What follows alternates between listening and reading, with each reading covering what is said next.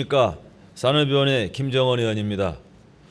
시정 질문을 허락해 주신 존경하는 이성만 의장님과 선배 동료 여러분들의 노고에 감사의 말씀을 드리고 인천 시민의 행복을 위해서 노력하시는 소영길 시장님과 우리 공직자 여러분께도 감사의 말씀을 드립니다. 시정 질문에 앞서서 한 가지 드리고 싶은 말씀은 인천시가 부채가 많이 있는 건 사실입니다. 그리고 인천시가 진 빚은 은행에만 있는 게 아니고 인천 시민한테 진 빚도 있다고 생각합니다.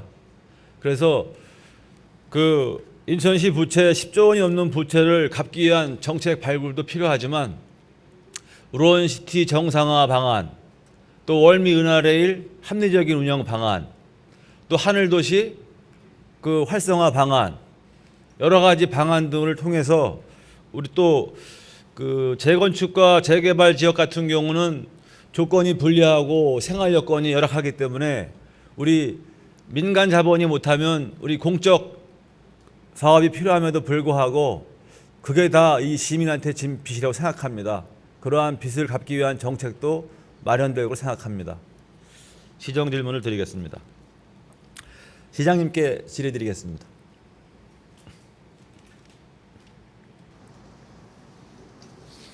자료 화면 좀 주세요. 시장님, 그 지난번에 그 북항 주변 준설에 따른 준설토 투기장 부지 개발 계획과 이와 관련한 인천시의 참여 방안에서 질문을 드렸고요. 또 시장님께서는 그 준설토 투기장을 활용해서 여러 가지 그 국토부라든가 해양수산부와 논의를 통해서 그 뭐 통행료라든가 이런 부분에 반영될 수 있도록 하셨는데 말씀하셨는데요. 지금 어떻게 진행이 되고 있습니까? 지금 1단계 준설도 투기장은 그때 말씀드린 대로 세계 한상드림 아일랜드와 지금 지금 해양수산부로 이제 바뀌었죠. 협상 대상자 지금 선정을 하고 있습니다. 저희 시는 이에 대해서 우리 의견을 지금 제시하고 기존에 있는 개발 사업과 중복이 되지 않고 시너지가 나올 수 있도록 지금 노력을 하고 있고요. 이게 되면 미단시티와 같이 개발과 주위에 또 IC 그 설치 문제 이런 것들을 협의하고 있습니다. 협의를 지금 많이 진행하고 계십니까? 지금 뭐 아무래도 내년 선거가 끝나고 나야 본격화될 것 같습니다. 저기 국장님 잠깐 뒤에 계신데요. 국장님 이거 관련해서 해양수산부에 가셔갖고 그 준설토 투기장에 대해서 인천시의 역할을 뭐 협의하거나 한 적 있습니까? 그 부분 제가 직접 가지는 않았습니다. 그리고요, 지금 현재 해수부에 민간 사업자가 제한한 상태이기 때문에 아직 정식으로 이게 채택이 안 돼 있습니다. 그리고 이 지역이 경제 자유구역이기 때문에 이 제안사가 이제 접수가 되고 실시 계획을 할 때는 경제자유구역청에 청장의 실시 인가를 받아야 되기 때문에 그때 세부적인 실무 협의가 될 것으로 생각을 합니다. 그러니까 우리가 뒷북 행정한다는 말 나오는 거예요. 한 발짝 늦는 거 아닙니까? 이거 보세요. 2003년도 8월 달에 경제자유구역 지정되고 2004년 8월 달에 준설토 투기장 호환 완료가 됐어요. 말씀대로 경제자유구역 맞습니다. 근데 100만 평이라는 땅이 우리 해수부는 100만 평의 땅이 생기지만 우리 인천시 입장에서는 그 환경 자원인 갯벌 100만 평이 없어지는 거 아닙니까? 네. 그러면 거기에 대해서 인천시가 중앙정부를 상대로 해서 어떠한 대응 방안이나 효율적인 토지 이용 계획에서 논의한 적이 없다는 말씀 아니십니까? 이 부분은 아까 말씀드린 것처럼 이 권한이 해수부 또 중앙부처에 있기 때문에 저희 의견을 제시하는 것이고 또 경제청에서 세부 실시 계획을 인가할 적에 그러면 그때 의견을 제시할 겁니다. 경제청하고 요거 관련해서 그 의논하신 적 있으십니까? 준설토 투기장에 대해서? 아니, 이 부분에 대해서는 아직 정식으로 그 제안 설명이 들어오질 않았기 때문에 그래서 내부적으로만 서로 논의하고 업무 협의는 하고 있습니다. 예, 알겠습니다. 네. 시장님 다시 답변. 번거롭게 해서 죄송합니다. 김정원 의원님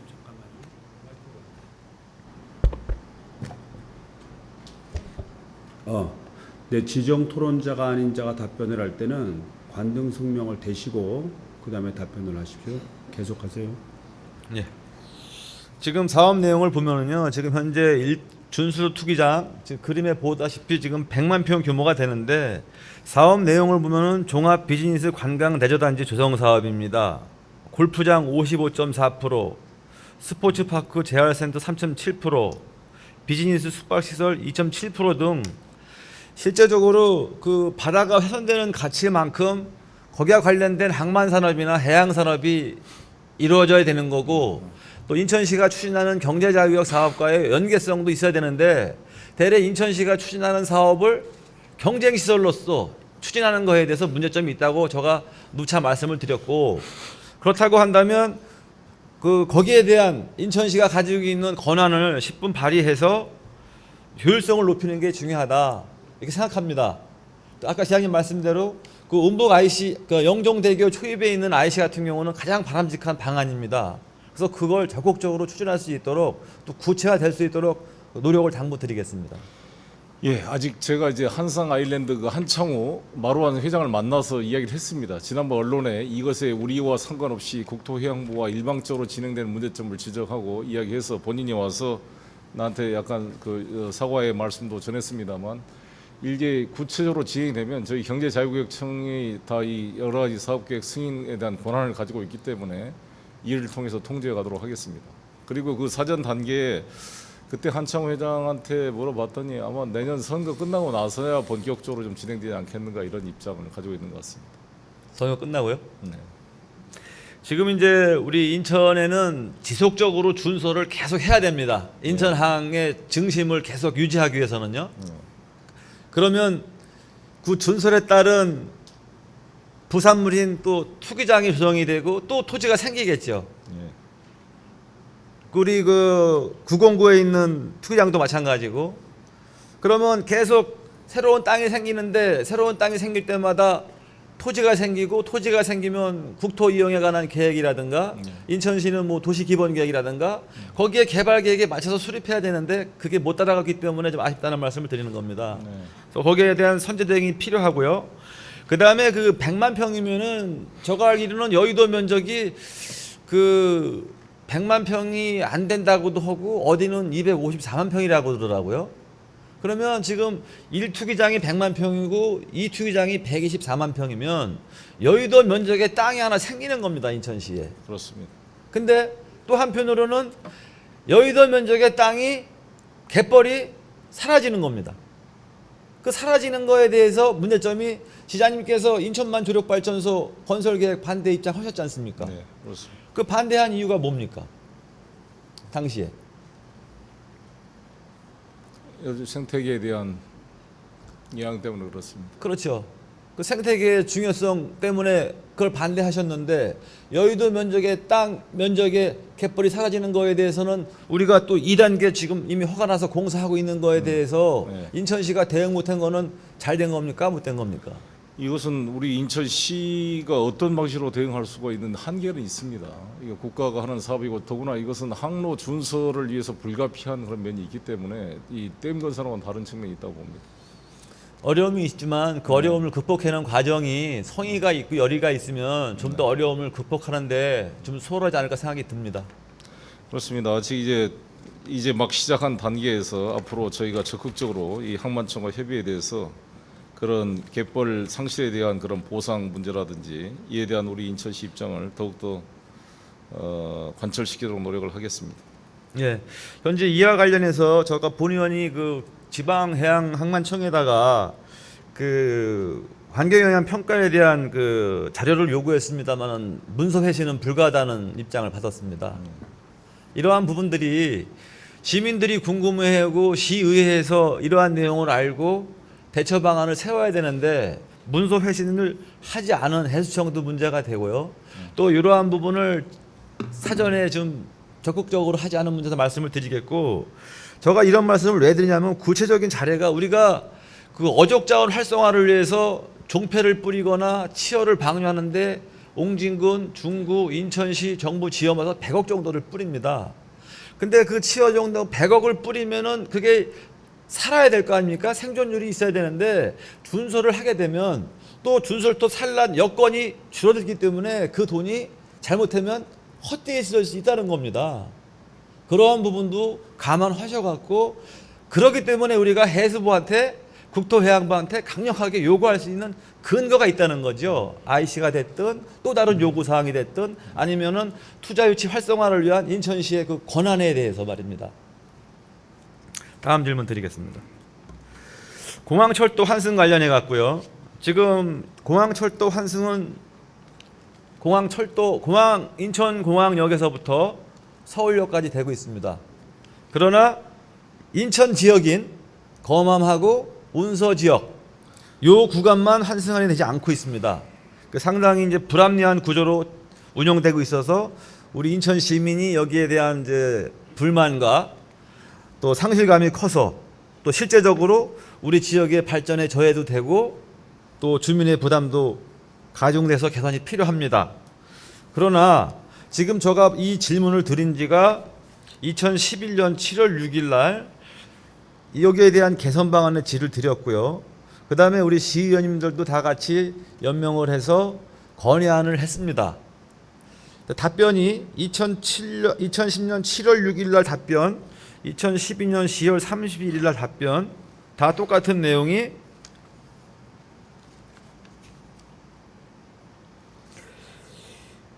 그 지역 국회의원과 공조하여 궁극적으로 통합 환승 할인이 적용될 수 있도록 건의하겠습니다.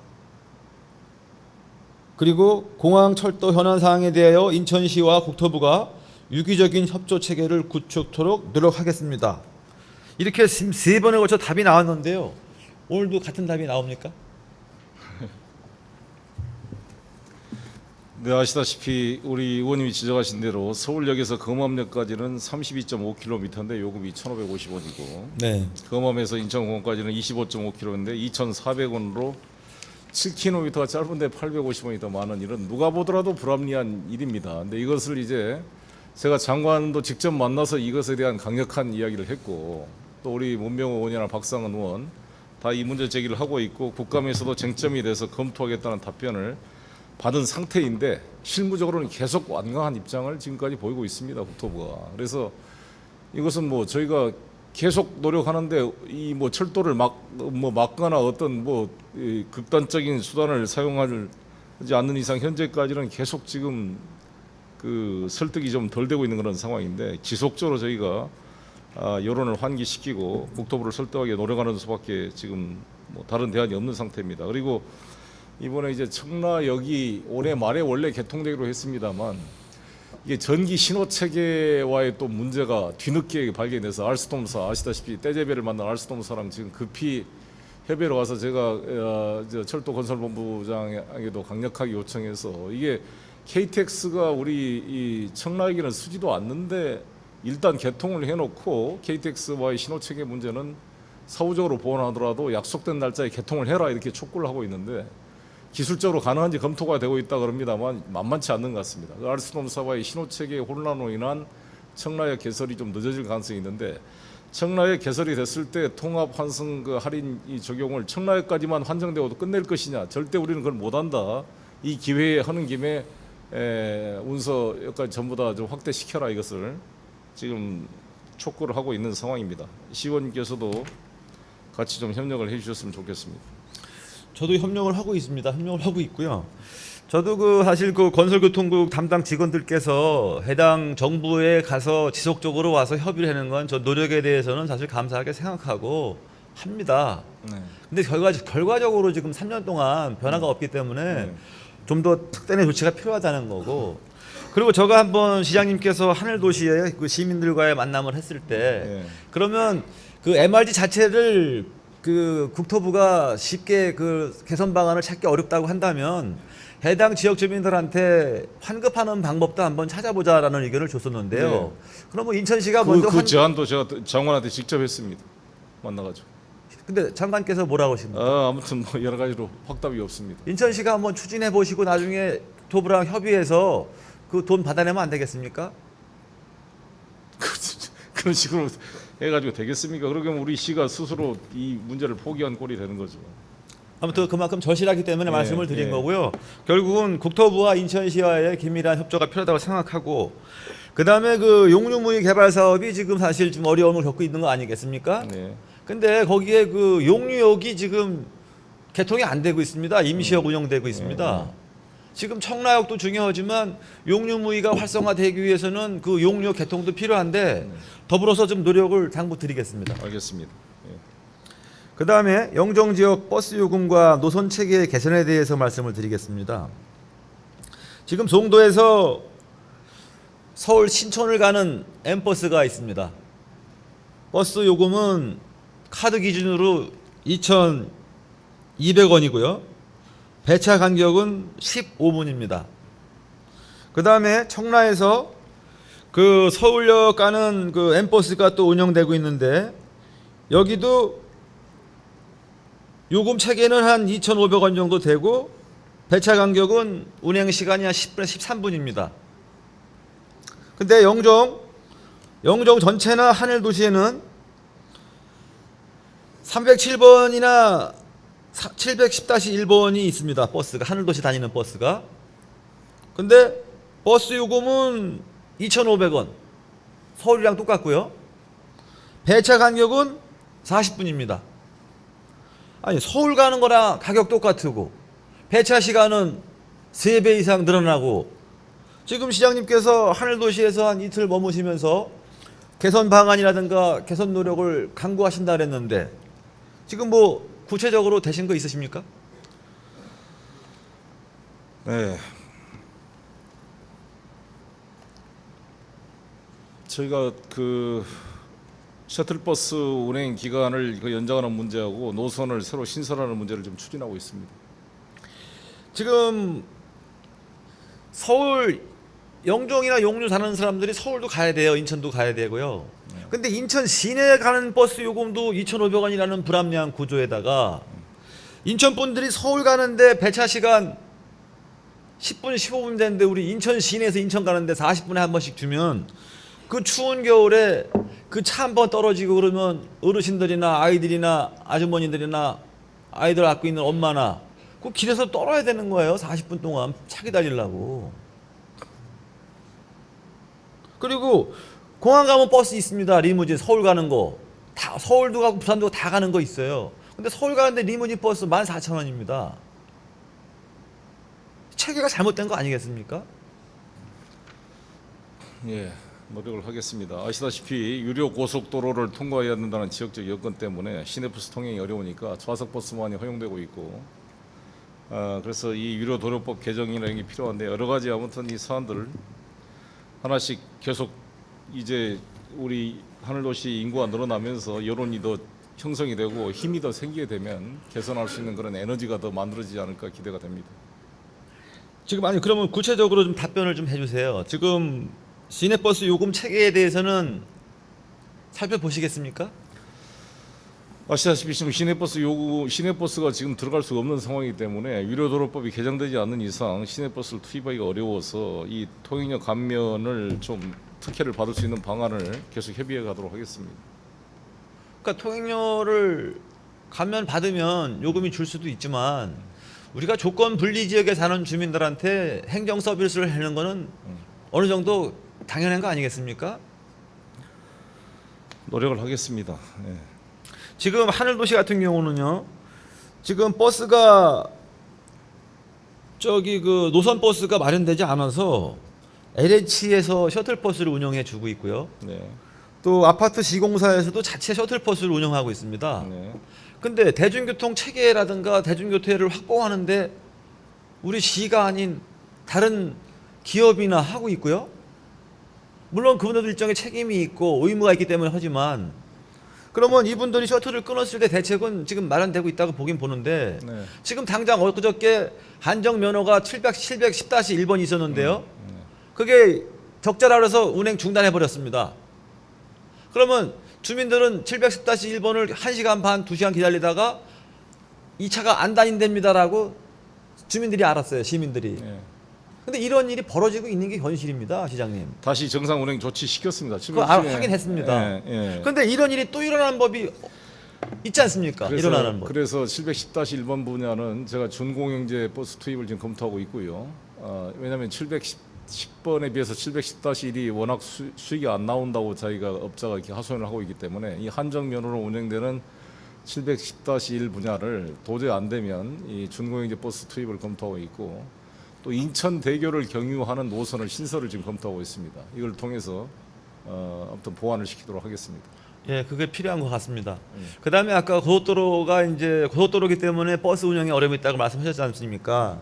지금 문제는 공항에서 인천을 나오기 전에 영종 신도시나 하늘도시를 경유해서 인천을 나가는데요. 공항에 이용객들이 많기 때문에 공항에서 꽉 차잖아요. 그러면 좌석 아닙니까? 입석이 안 돼요. 네. 그러면 그 다음부터는 아무리 지나다니면 소용없어요. 탈 수가 없어요. 네. 고속도로는 입석이 안 되니까. 네. 그러니까 상당히 어려움이 많은 겁니다. 그래서 거기에 대한 개선 방안이 구체적이고 즉각 이루어져야 될 거라고 생각합니다. 그래서 다시는 이 일로 해서 시정 질문을 안 했으면 좋겠습니다. 저는 이제. 돌아가겠습니다. 예. 끝으로 공항고속도로와 인천대교 그 통행료 조례 개정안이 추진되고 있습니다. 네. 근데 그 사실 그 이 조례가 인천시 의회에서 제정된 지가 지금 10개월도 안 됐습니다. 네.